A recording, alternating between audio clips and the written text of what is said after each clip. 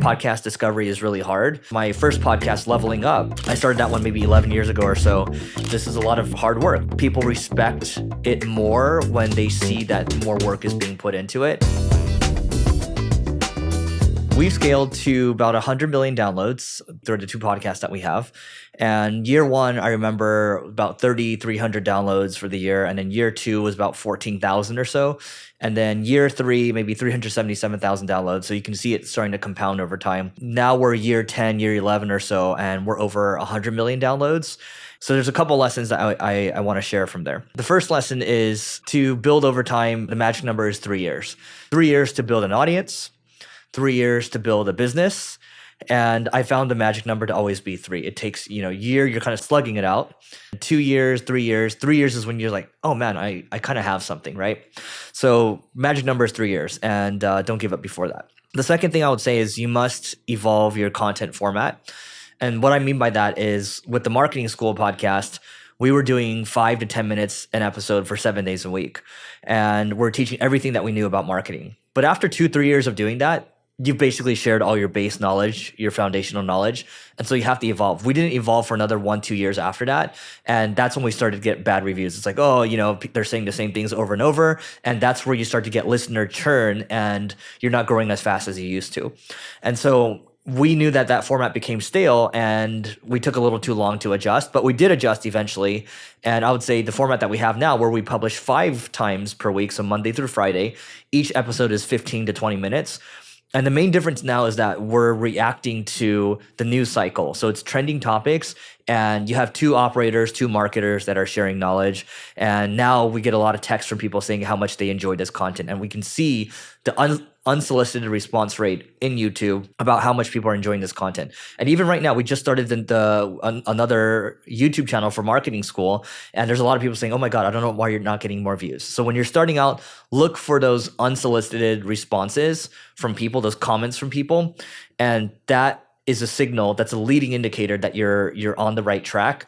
If you're getting no comments or negative comments, you're probably on the wrong track, right? And when you get negative comments, that's to me is more of a signal than anything, and you should react to it sooner. I think we took too long to react to it.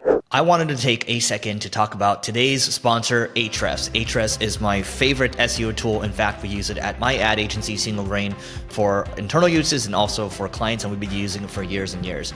And the cool thing is they have a great academy that you can go to if you're looking to just learn SEO, and they have a free offering if you just search for ahrefs.com/webmaster-tools. My favorite feature with Ahrefs, it's a sneaky feature here, but I'm just looking at Zapier.com, and what I'm doing is I'm looking at, oh wow, they got 10 million visits in the last, 6 months or so compared to the previous 6 months.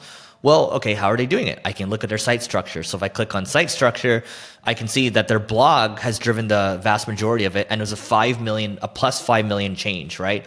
So basically what I can do is I can look at the pages that are driving that traffic, and now I have a sense for what they're doing in terms of strategy. So I can look at competitors. I can also look at our own stuff too, to figure out how we can optimize our own website. So you can just check out Ahrefs Webmaster Tools. That's completely free, or you can go to the Ahrefs Academy. That's also free as well to learn more. And that being said, back to the video. And the final thing I'll say, the third lesson here is you must zig where other people are zagging.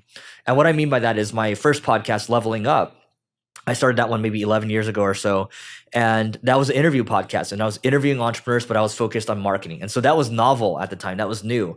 And I actually was getting a lot of views. I'd post the Skype interviews. You guys remember Skype? I was post the Skype interviews to YouTube, and they would get a lot of views. Some videos would get 20, 30, 40,000 views or so. And that back in the day, YouTube was easy, right? That's maybe another side quest. Sticking with something that's working, doubling, tripling down on it, that's something I should have done with YouTube. I was too inconsistent with it. But going back to number 3, you have to zig when other people are zagging. And so the problem now with interviews is everybody does an interview show, and nobody's really innovating on it. Now, every now and then you might get a really good guest, and the content's going to be really interesting, and the interviewer knows how to ask good questions.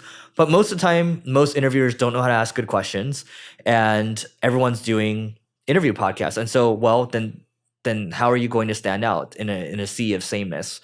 And so Now I've kind of changed my format to focus maybe 10-20% at a time. I'll still do interview podcasts for people that I genuinely want to talk to. But I've been doing more solo episodes, and I've been enjoying those a lot more. And I actually don't care if I'm getting less viewership on the solo episodes. One, I'm enjoying it. Two, I know I'm going to reach the people that I need to reach because I know the YouTube algorithm is going to continue to work for me all the time. In addition to me posting to all the audio channels too. So when you feel, quote unquote, that a format's no longer serving you, that's when you should think about changing it. All right, quick note. This is about my company. It's called Single Grain, and Single Grain is an ad agency where we're focused on driving innovation. And so I want to talk about a couple of new strategies, and if you need help with marketing, great. If not, here are a couple of new strategies that you should try out. One is programmatic CRO. So we are doing programmatic conversion rate optimization on our site. We're building products that will automatically optimize your site to increase conversion rates. We're also auto-optimizing, auto-updating from an SEO standpoint. And we're constantly thinking about what else we can do in terms of enriching the visitors that are hitting your website and also tailoring custom messages for them using AI. And so there's a handful of things that we're doing from a marketing standpoint, and our mission is just to drive more innovation. So if you want to learn more, just go to singlegrain.com, grain like rice. So singlegrain.com to learn more, and we'll see you inside. So to wrap up, basically, you just got to stay in the game and you have to continue to get better. And that's easier said than done. And I can tell you, I did too many things over 11 years. I was inconsistent. I was talking about different things. I took too long to evolve my content formats, or, I just a lot of things there, right? So again, 3 years it takes to build something great. Evolve your content format, zig where other people are zagging, and stay consistent, and you're going to be fine. Podcast discovery is really hard. And we're trying to put more of our efforts into YouTube. So for example, you're seeing me record this right now. This is a lot of hard work. We have a great AV person that comes in, Brad, and we sit down, record in person. I have to drive over here, and so there's actually manual work to be done with this. And so you get what you put in. I do tend to think that people respect it more when they see that more work is being put into it. And I can see that with my reels too, my TikToks. In some of my reels, they'll get millions of views or so. And it's because I think we're putting in the extra work. So the quality matters quite a bit. Now, the other thing I want to talk about is the difference between 500 views and 30 million views. So I kind of talked about this in the past, but this guy that used to work for me, he basically created 2 new Instagram channels, and one has 700K followers, the other one had 600K. He started a brand new show, and he released a video, 500 views, basically crickets. He was really sad because, well, he put a lot of time and effort into it. And he's like, you know what? I need to change something. So he basically just added in the thumbnail, or you can say the first image was a title on what people were going to see. And that was the only change. Just right before you watch, there's a little title, right? And that was the difference between 30 million views versus 500 views.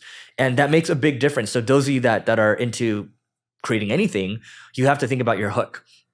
If you don't have a good hook, then you're not going to get the views that you need because people are so busy. You got to think about how you can hook people in. Whether it's a very interesting thumbnail or a really good headline, that's what's going to draw people in.